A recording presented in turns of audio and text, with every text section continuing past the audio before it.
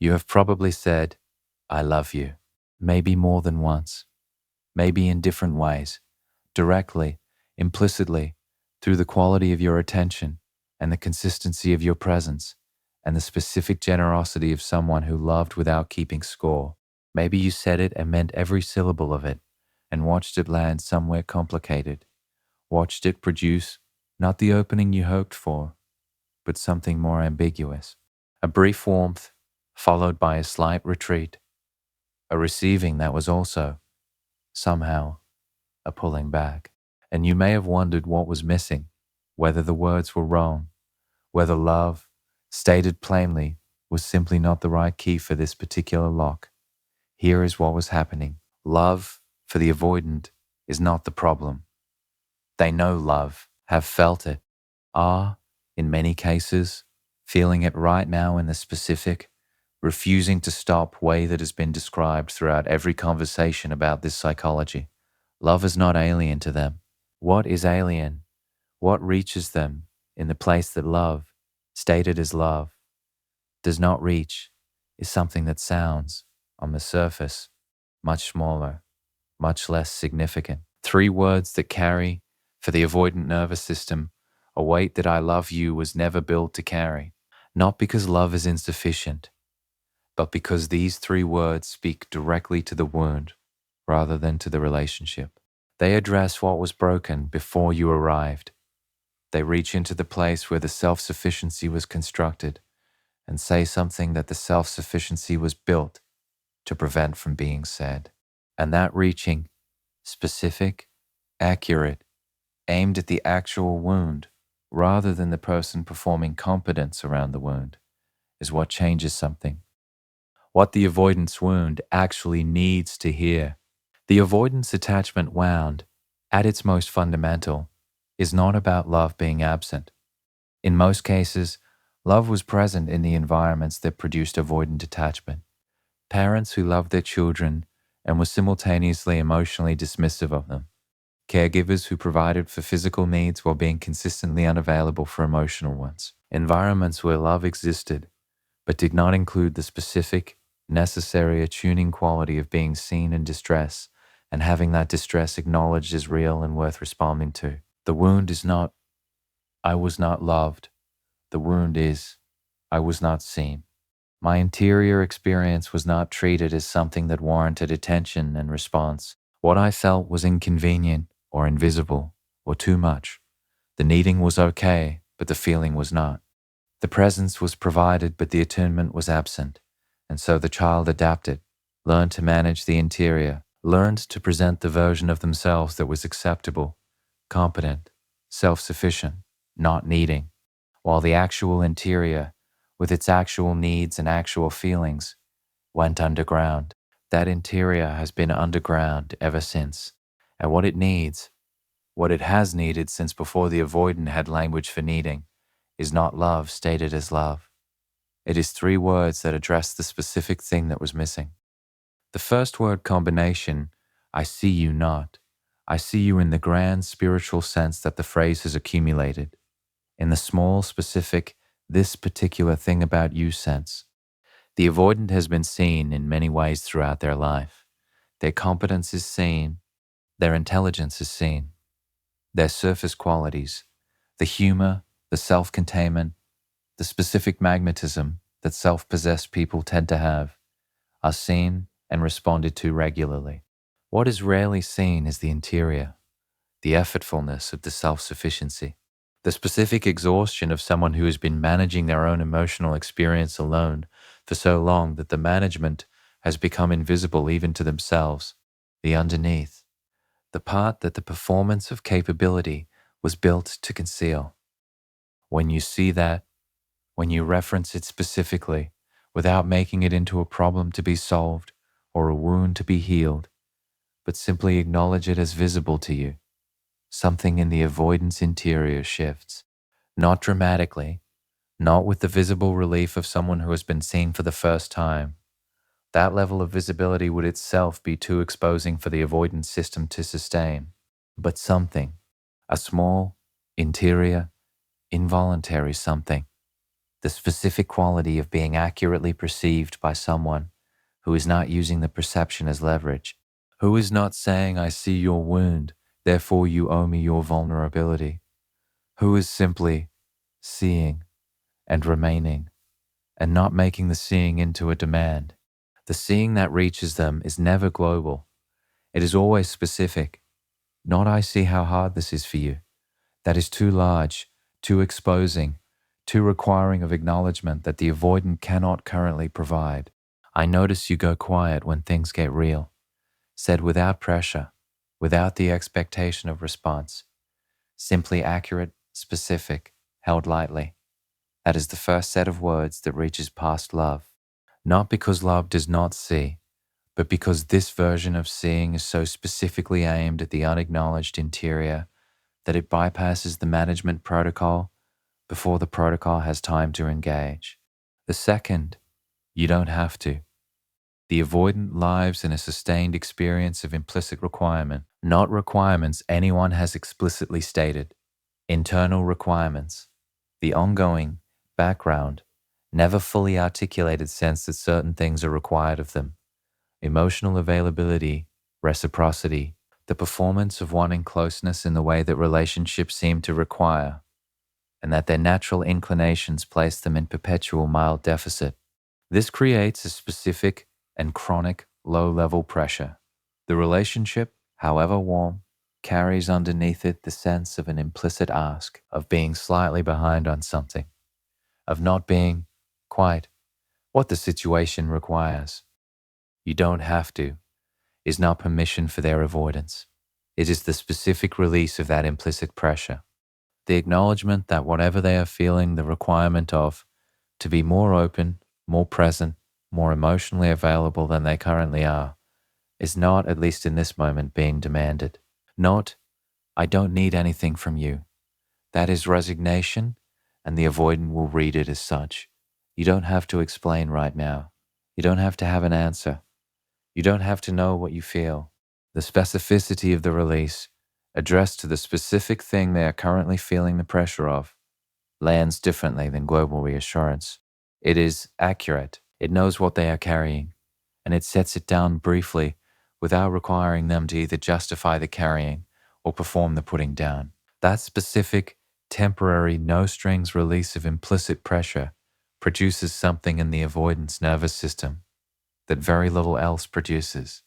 Relief that does not require anything. And relief that does not require anything is for the avoidant one of the rarest and most disarming experiences available, because almost all relief in their experience has required something.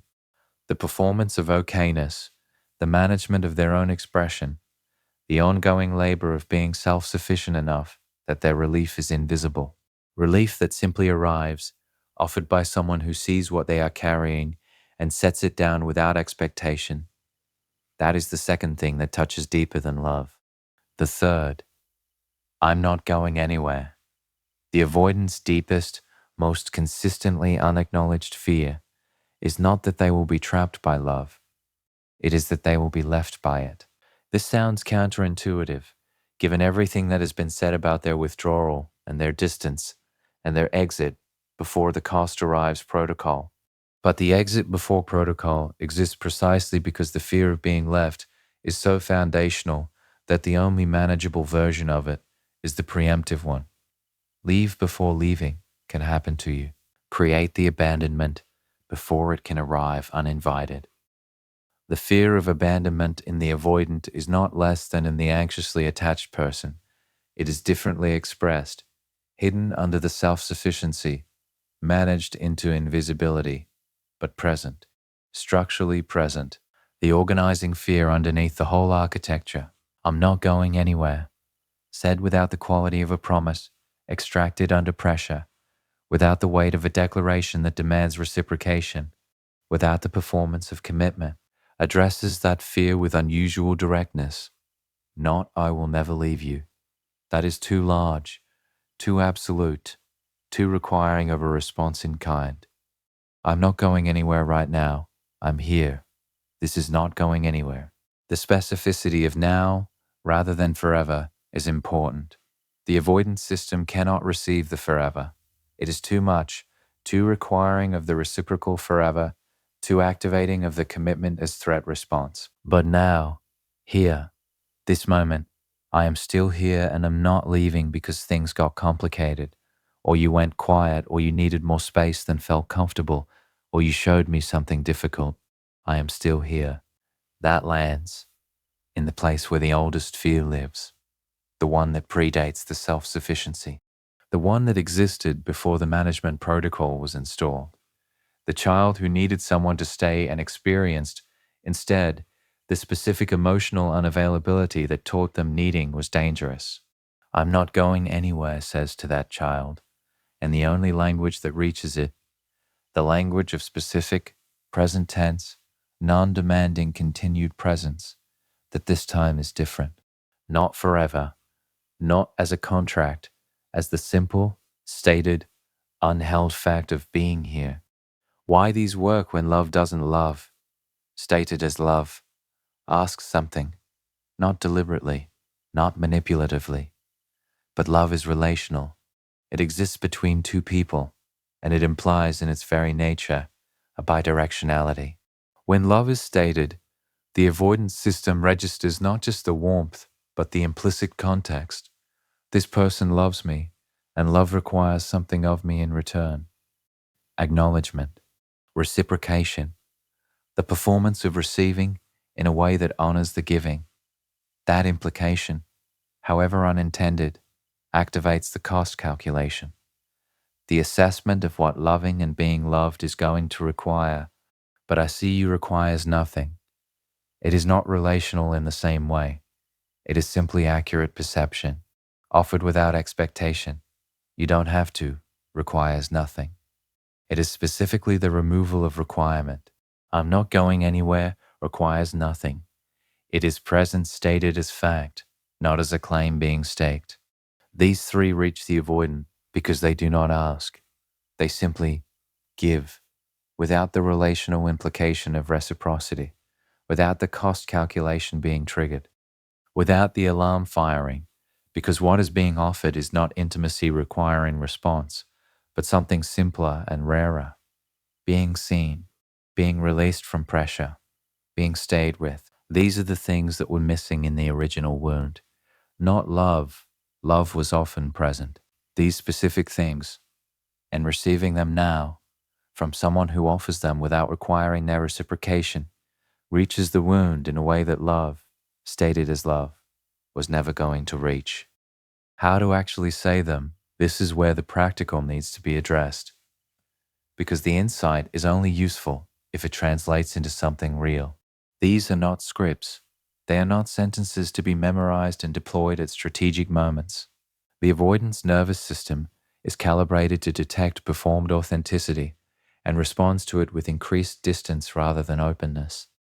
If these words arrive as techniques, they will be received as techniques, and they will not work. They work only when they are genuinely meant, when the I see you is the expression of actual perception rather than the deployment of a strategy, when the you don't have to comes from genuine spaciousness rather than from the calculated hope that releasing pressure will produce the desired opening, when the I'm not going anywhere is the honest statement of actual intention rather than a reassurance manufactured for effect, which means the prerequisite for these words reaching the avoidant is your own genuine state when you say them. You actually see them, specifically, accurately, without the agenda of making the seeing into leverage. You actually don't need them to perform anything right now, not because you have no needs, but because in this specific moment, the spaciousness is real. You actually are not going anywhere, not as a commitment extracted under the pressure of the dynamic, but as the honest statement of where you currently are. If those conditions are present, the words carry what they need to carry. If they are not present, the words are hollow. The avoidant will feel the hollow, and hollow words, in the context of a nervous system that has been reading beneath the surface of human expression since childhood, do more damage than silence. Authenticity first. The words follow naturally from that. And when they do, when they arrive from the genuine place in the specific and accurate and non-demanding way that genuine things arrive. They reach, deeper than love stated as love, into the place that needed to be reached long before you arrived. And sometimes, in the right moment, with the right genuine quality, they are enough, not to fix, not to heal, not to produce the transformation that only the avoidance own work can produce, but to reach, to touch the place that has been waiting, since before memory, to be touched without cost. That is not nothing. That is, in fact, everything the wound ever needed. Seen, released, stayed with, those three things. Simpler than love, and somehow, for this specific person in this specific wound, deeper, three words that touch an avoidant deeper than love. Avoidant psychology. Continued. Something worth being honest about before continuing. The three words, I see you, you don't have to, I'm not going anywhere, are real. The psychology behind why they reach the avoidant in ways that direct declarations of love often don't is accurate. The attachment science underneath it is sound, but there is something in the framing that deserves examination before adding more to it. The framing implies that the right words, deployed with genuine feeling, can reach the avoidant in a way that changes something. That the specific wound-aimed quality of these phrases produces a shift in the interior that love stated as love was not producing. That language, carefully chosen and authentically meant, is a key that fits this particular lock. And that is partly true. Words that are specific and accurate and genuinely offered without agenda do land differently than words that carry implicit requirement. The distinction is real, but there is a version of this that needs to be named carefully. The person reading this, the person who loved an avoidant and felt the love not quite land, who watched direct expressions of feeling produce withdrawal rather than opening, that person is not in need of better words. They are in need of honest assessment of whether the words they have already been offering in every available form have been received in the way a relationship requires words to be received. What words cannot do, words can reach. They cannot transform. The most specific, the most accurate, the most genuinely meant and perfectly timed expression of I see you does not rewire the nervous system that learned, decades ago, that being seen is dangerous, does not dismantle the attachment architecture that converts intimacy into alarm, does not produce the sustained change in behavior that a functional relationship requires. It may produce a moment, a brief opening, the specific, interior, involuntary shift of someone who was accurately perceived and felt. For a moment, the relief of that accuracy. That moment is real, and it matters, but a moment is not a relationship. And the person who has been offering words, in every form, with genuine care, with the specific attunement that made them capable of this level of understanding in the first place, has likely already produced those moments, has already found the words that landed, has already seen the brief opening, the fractional lowering of the walls, the specific quality of someone who has reached, and then watched the walls come back up. The question is not whether there are better words available. The question is what the moments of reaching have and have not produced over time. Whether the accumulation of being seen and released from pressure and stayed with has moved the relationship in the direction of genuine availability. Whether the avoidant, having been offered these things consistently, has moved toward the work that their own availability requires, that assessment belongs to you, and it requires honesty rather than hope. The difference between being heard and being changed. The avoidant who hears I see you and feels the involuntary interior shift, who receives you don't have to, and experiences the genuine relief of released pressure, who has stayed with long enough to feel the specific reassurance of I'm not going anywhere. That avoidant has been given something real. What they do with it is entirely up to them. Some avoidants, having been genuinely seen and genuinely stayed with over time, begin to do something with the seeing. Begin to let it constitute evidence against the foundational belief that visibility leads to abandonment. Begin to develop, slowly and imperfectly, the willingness to be visible in return. to reach back, to show up in the ordinary moments rather than only when the missing becomes unmanageable. This happens. It is real. It is not the most common outcome, but it is a genuine one. Other avoidants receive the seeing and the releasing and the staying, and remain fundamentally where they were, not because the words did not reach them.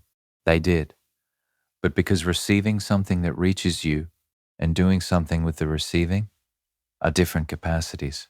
And the capacity to do something with it, to let genuine care actually change the pattern rather than simply produce a temporary opening in it, requires work that the words cannot do for them.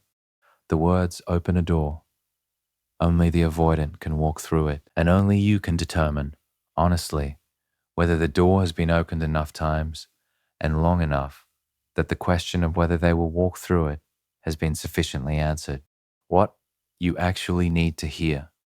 This conversation has been, in one form or another, about the avoidance interior, about what they feel and why they run, and what reaches them and what their wound needs, and what their system can and cannot hold. All of that is real. All of it has been described accurately. And at a certain point, a point that different people reach at different times, that cannot be prescribed from the outside, that you will know when you reach it, the most useful conversation shifts from what reaches them to what you need, not what you need to do to reach them, what you actually need in your daily life, in your relationships, in the ordinary texture of a week that is genuinely yours. Do you need to be seen? Yes, everyone does. Are you currently being seen consistently in the daily and unremarkable way that sustains a person? Or are you investing your seeing in someone who receives it without yet returning it? Do you need to not have to perform?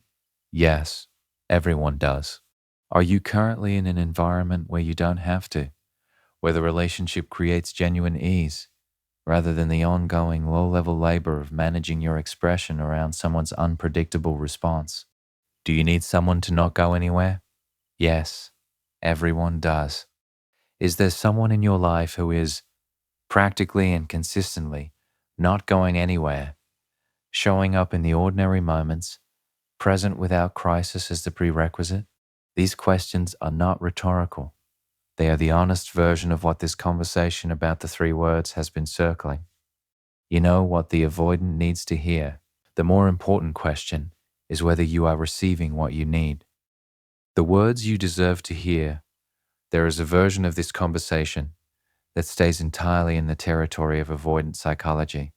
That adds more insight into what reaches them, why it works, how to say it authentically, what the nervous system does when it receives it.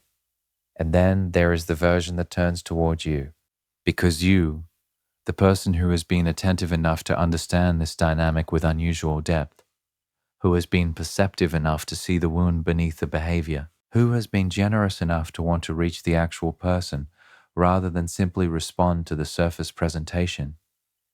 You deserve to have those same qualities directed toward you.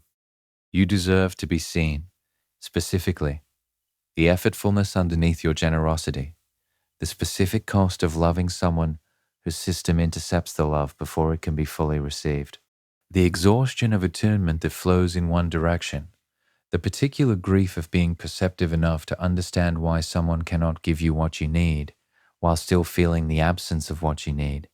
You deserve to hear you don't have to. You don't have to understand their wound as the price of loving them. You don't have to calibrate your expression to their capacity. You don't have to make yourself the size of what they can currently hold. And you deserve to hear I'm not going anywhere from someone who means it in the practical, showed in ordinary moments, present on a Tuesday sense. Not from the avoidance interior, where the love is real, but the presence is inconsistent. From someone whose staying is visible, whose commitment expresses itself not in the refusing of love that cannot be stopped, but in the simple, daily, unglamorous fact of being there. You deserve those three things, not as an insight about what the avoidant needs, as the lived experience of what you receive. And whether you are currently receiving them, in the relationship that has been the subject of all this understanding is the question that all of this has been building toward, not what words touch the avoidant deeper than love. Whether someone is saying those words to you, whether someone sees you, whether someone releases you from the pressure of performing okayness around their unavailability, whether someone is actually, practically, in the ordinary and unremarkable texture of your daily life, not going anywhere. If yes, then the understanding of this dynamic is complete, and the relationship has found its way to something real. If not, then the most important words in this conversation are not the three that reach the avoidant. They are the three you need to say to yourself, I deserve this. Not eventually, not contingent on their readiness or their healing or the refused love finally finding its way through the system that keeps intercepting it. Now, as you are, completely. That is the only conclusion this conversation was ever genuinely building toward. Not better words for them. The honest truth for you. You deserve to be seen, released, and stayed with. Go find out what that actually feels like from someone who shows up to give it. 3 words that touch an avoidant deeper than love. Avoidant psychology. Continued. There is something worth saying plainly before adding more words to this. Everything covered so far, the 3 phrases, the psychology behind why they reach the avoidant differently than direct declarations of love, the specific wound they address, is genuine. The insight is accurate. The understanding is real. But this continuation is going to do something different from simply adding more psychological depth to the same territory. Because there is a point at which more understanding of what reaches the avoidant becomes less useful than honest examination of what is happening in your own life. And that point, in most conversations like this one, arrives earlier than it is acknowledged. So this continues from a different angle, not away from truth, toward more of it. The irony worth naming you are reading about 3 words that touch an avoidant deeper than love, which means you are investing time and attention in understanding what reaches someone who has, in some significant way, been difficult to reach. Who has responded to your genuine love with something less than the full reciprocation that love deserves? Who has created distance when you offered closeness, withdrawn when you advanced, stayed quiet when the situation called for words? And the irony, worth sitting with rather than moving past quickly, is that the care and attentiveness you are bringing to understanding their interior is itself one of the most significant things about you. The quality of your attention, the depth of your curiosity about another person's experience, the willingness to understand rather than simply react. These are not small things. They are, in fact, extraordinary things, relatively rare in the actual landscape of how people navigate relationships, and they are being directed in significant measure towards someone who may not yet be capable of receiving them in the way they deserve to be received. That is not a criticism of you. It is an observation about where remarkable capacity is currently being invested. What the 3 words reveal about what you already know. The 3 phrases, I see you, you don't have to, I'm not going anywhere, were not invented here. They were identified as the things that reach the avoidant, because someone perceptive enough was paying close enough attention to notice what worked and what didn't. That someone is you, or someone like you. The person who identified these words did so through sustained, careful, costly attention to another person's interior, through the specific empathic labor of someone who was willing to look past the behavior to the wound underneath it, through the kind of seeing that most people are not willing or able to bring to a relationship.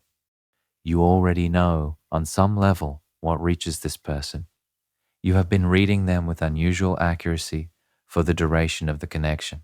The framework being offered here is organizing what you have already perceived, giving language to what your own attunement has already mapped, which is worth naming because it points to something important.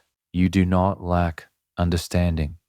You do not need more insight into the avoidance wound or a more nuanced map of their interior. You have been inside that interior with unusual clarity for a significant period of time. What is worth asking, genuinely, without the softening that makes the question easier but less honest, is what all that understanding has produced, not in them, in your daily life, in the quality of what you are receiving, in whether the remarkable capacity you have been bringing to this dynamic is finding its way back to you in any form that actually sustains you. The third word phrase, and what it asks of you, I'm not going anywhere. This is the phrase that addresses the avoidant's deepest unacknowledged fear, the fear of being left, the staying without demand that reaches the wound beneath the self-sufficiency. But there is another question the phrase raises that has nothing to do with the avoidant. Are you going anywhere? Not in the relational sense. In the life sense. Are you moving, building, actually in forward motion in your own existence? Or have you arrived at a version of staying that is less about genuine presence and more about the specific suspension of someone waiting to see how something resolves? Staying with an avoidant in the patient, consistent, non-demanding way that the phrase "I'm not going anywhere" describes is a genuinely loving act. It is also, when it extends beyond a certain point without reciprocal movement, a way of not going anywhere yourself, a way of remaining in one place while life continues around the perimeter of the relationship that is consuming the primary attention.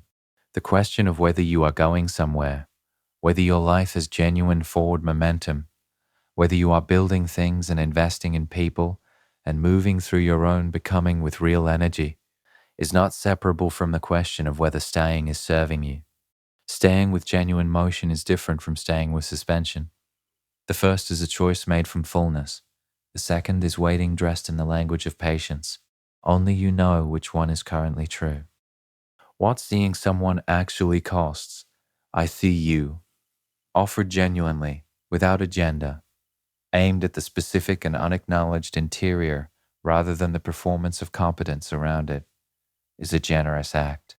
It is also a costly one, not financially, not in any dramatic sense, in the quiet, cumulative, rarely acknowledged way that genuine empathic attention always costs something.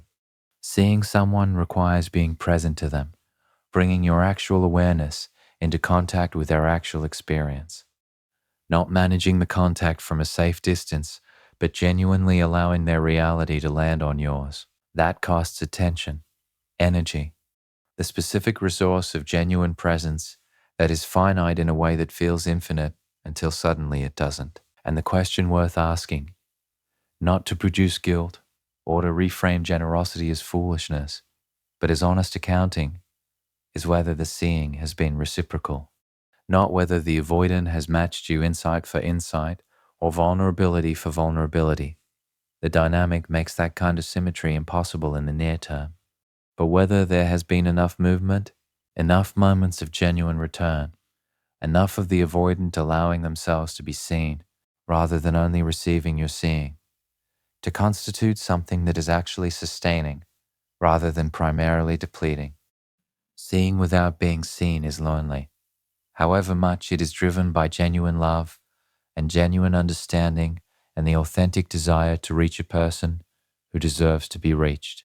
You deserve to be seen too, specifically, the way you have been seeing them, whether that is currently happening in this relationship, in this configuration, with this person in their current state of availability, is the honest question underneath all of this. The conversation these three words are really starting. I see you. You don't have to. I'm not going anywhere. Offered to the avoidant, these words start a conversation about safety, about what it means to be known without cost, about whether the interior that has been underground since childhood can surface, briefly, in the presence of someone who will not use it against them. That is a valuable conversation, worth having, worth the genuine attunement it requires. But there is another conversation these three words can start, directed not at the avoidant, but at yourself. I see you, meaning you specifically, the person who has been bringing this level of care to someone whose capacity has not yet matched it. The person whose generosity has been real and has been given without adequate accounting of what it is costing. The person who is tired, probably, in a way that is hard to admit, because the tiredness feels like giving up rather than simply being honest. You don't have to, meaning you don't have to understand their wound as the price of admission to the relationship. Don't have to calibrate yourself endlessly to their capacity. Don't have to keep offering, seeing and releasing, and staying when the staying is not producing the movement that staying was supposed to eventually produce. I'm not going anywhere, meaning your own capacity for genuine love, for deep seeing, for the specific and extraordinary quality of presence you have been bringing, that is not going anywhere. It is not diminished by this, not damaged beyond recovery, not evidence of a fatal flaw in your judgment or your self-worth. It is still there, fully intact, available for the life and the love that are actually ahead of you. Those three phrases, turned toward yourself, are the most useful thing this conversation can offer at this point. Not more insight into the avoidance wound, genuine recognition of your own. What this conversation has been building toward. Across every script, every continuation, every layer of attachment theory and psychological portrait and validation of an experience that is genuinely difficult, there has been a direction toward you, your life. The question of whether the understanding you have developed is being converted into genuine forward motion, or whether it is functioning as sophisticated company for a waiting that has gone on long enough. The three words that touch the avoidant deeper than love are real. They work. They reach a place that direct declarations of love do not reach. And you have probably already been offering versions of them, in your own language, in your own way, with the genuine attunement that is one of your most significant qualities. The question is not whether you can offer them better or more accurately or with greater authenticity. The question is what you are receiving in return, not equivalently. The dynamic does not produce equivalence, but enough movement, enough genuine return, enough of the avoidant choosing, incrementally and imperfectly, to meet the seeing with some visibility of their own. If yes, then continue. The understanding serves the relationship, and the relationship is moving. If not, then the most important words in this conversation have nothing to do with the avoidant. They are the words you say to yourself when you are honest enough to stop asking what reaches them and start asking what you actually need. And what you need, specifically, practically, in the daily texture of your actual life, is not more psychological fluency about someone else's wound. It is the direct, simple, entirely available experience of being loved well. Not eventually, not contingently, not as the reward for sufficient patience or sufficient understanding or sufficient willingness to offer words that reach past another person's defenses. Now, as you are, with everything you bring, you deserve to be seen, released, and stayed with, not as insight, as the lived, daily, ordinary, and irreplaceable experience of a relationship that actually works. Go find that. It exists, and you have always been worth it.